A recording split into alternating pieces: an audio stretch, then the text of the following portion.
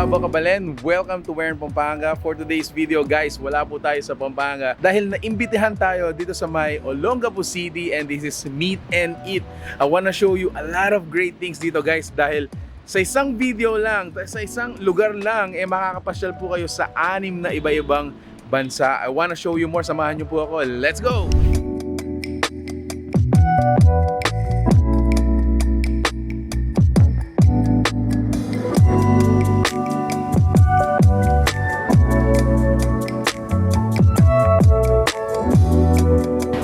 My name is Dolly and welcome to Meet and Eat here at Olongapo City. This is the one and hopefully will be the best in Olongapo.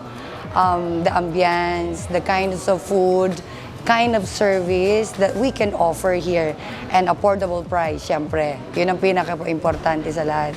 We would like to experience all the Olongapo, taga-Olongapo na matikman yung wala dito. Like, you know, our international food talaga. Our price range start at 228. That pizza and pasta all you can for the price of 228. I think that's, for me, it's very good talaga.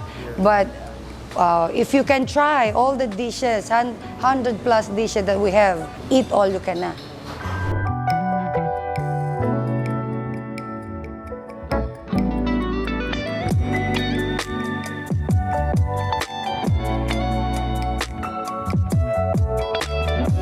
So yun nga guys, as I mentioned dun sa introduction natin, dito sa Meet and Eat, we have 8 sections.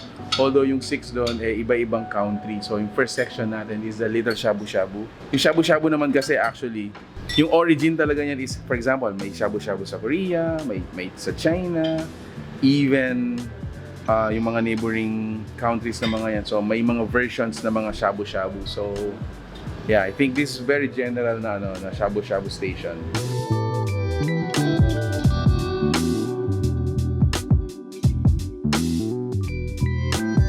Second of the 8 stations, ito po yung ramen moto. Ramen moto, ayan, di ba? So from the name itself, it's a Japanese station. So what do we have here? So syempre, meron tayong mga sushi, ayan, mga California maki, may mga roll. What else do we have? Meron po bang mga tempura? Do we have tempura? So meron tayong mga mixed tempura dito naman siya. And then on this side, still yung Japanese natin. So noodles, this one is, ang tawag dito? Tonkatsu. Pork tonkatsu. This one, suki. Wow, I like sukiyaki. And then yung chahan rice. So ito yung pinaka-fried rice natin. And then the miso soup. So if you're going to try Japanese food, guys, don't forget yung miso soup nila because you're gonna, doon mo matetas talaga kung authentic yung mga sinaserve nilang Japanese.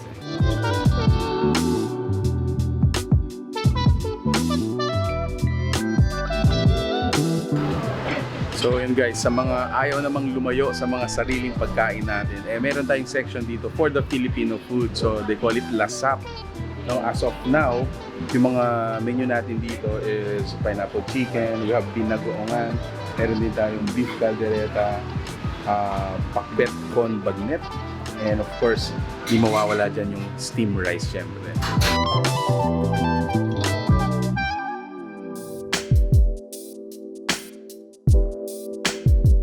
So yung kasama natin guys, medyo into Pinoy food. Hindi mawawala sa ano niya yan, sa menu niya. So papag-grill tayo. Ayan, so dito guys, meron tayong mga shells, no? Ano sila daw? Tahong. Ayan, may tahong, sulib sa Kapampangan. Meron din tayong ano yun, bangus. Ito anong part yan? Parang liempo, ano? Liempo. Ay, liempo ba yan? Oh, liempo.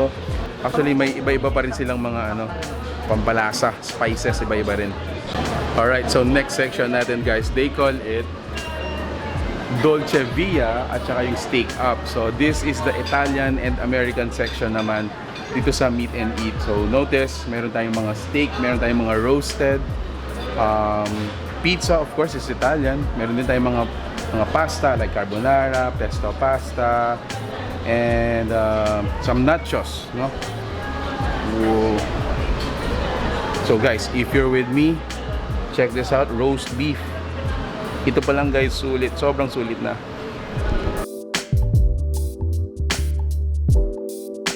Habang nandito tayo guys, I wanna commend, no? I wanna express my appreciation dito sa lugar natin.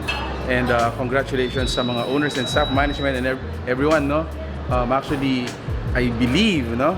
Although hindi ako taga dito, isa yung kasama natin nakakain, sabi niya, this is one of a kind dito sa may Olongapo. Imagine guys, in just one place, you can travel via food to mga 6 countries, no? Ano pang hinihintay nyo guys? Kain na tayo dito.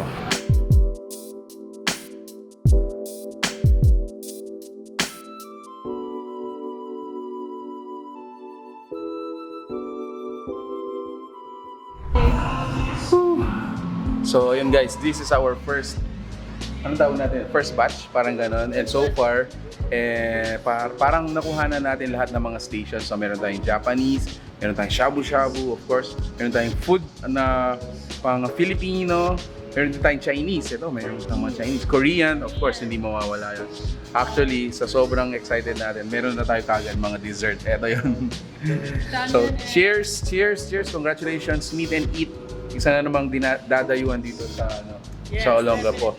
Ang pinaka-landmark natin dito guys is napakalapit lamang niya sa SM Central sa may Marikit Park. Marikit Park. First time po namin dito. Yan. So, thank you so much for inviting us. Mga tana. Alright, so haluin muna natin yung ating ginawang dip. Actually, so sobrang dami ng mga nilagay natin. Nagkulang yung ano natin. Yun! Look at that. Share tayo dito. Ciao. Ciao.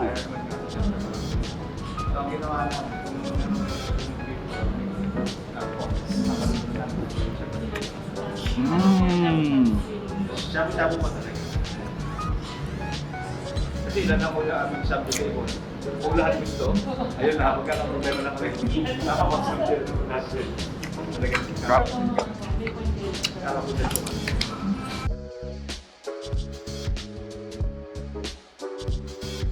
have the Facebook page, which is Meet and Eat. You just type Meet, as in M-E-E-T, and Eat.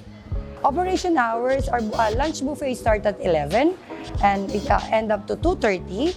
And we have the a la carte of 3 p.m. to 5 p.m. if you just really want to have a simple meal. And our dinner buffet will start at 5 to 9:30. And from 8 p.m. we have the happy hour. Like we have some promos also, 1+1 cocktails, and through all night until 12 midnight. Everyone, lahat po ng ating taga dito sa Olongapo, and especially sa aking mga kagabalan dyan sa Pampanga. Medyo nag-explore po kami dito sa Olongapo, but hopefully that you're gonna visit us here.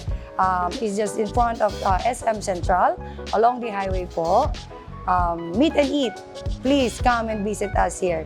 Sa mga kabalan ko dyan, sa lahat ng mga taga-Bulacan, kung gaano kasarap ang pagkain natin sa Pampanga, we just share it here at Olongapo. Sana magustuhan din nila. Thank you! Alright, so that was it. Guys, thank you so much for watching Where in Pampanga. I hope nagustuhan nyo po yung travel namin dito sa may Olongapo City. And if you like this video, if you like the food you saw in this video, please give it a thumbs up. Share it with your friends. Pamalita po natin ang napakagandang lugar na to dito sa may Olongapo City. Thank you so much for watching. Until our next discovery, peace out. Bye guys.